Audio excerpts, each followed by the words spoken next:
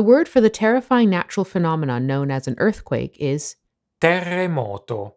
in Italian, which comes from the Latin terremotus, meaning movement of the earth. Terremoto.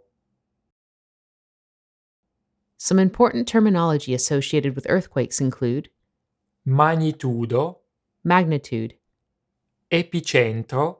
epicenter, Scala Richter. Richter scale, Scala Mercalli. Mercalli scale, Sismografo.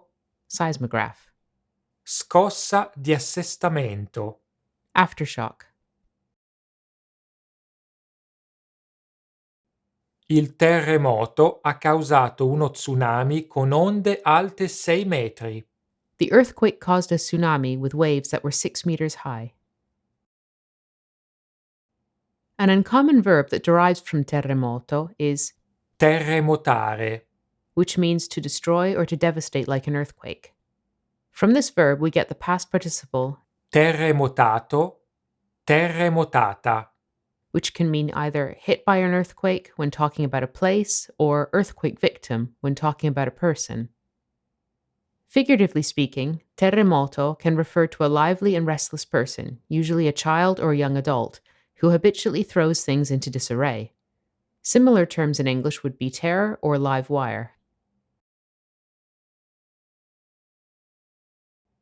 La nipote di Giada è un vero terremoto. È impossibile tenerla sotto controllo. Jada's granddaughter is a real terror. It's impossible to keep her under control.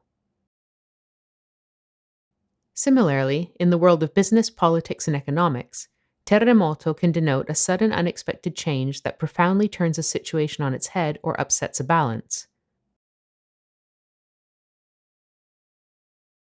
Le sue dimissioni inaspettate hanno causato un terremoto all'interno del partito.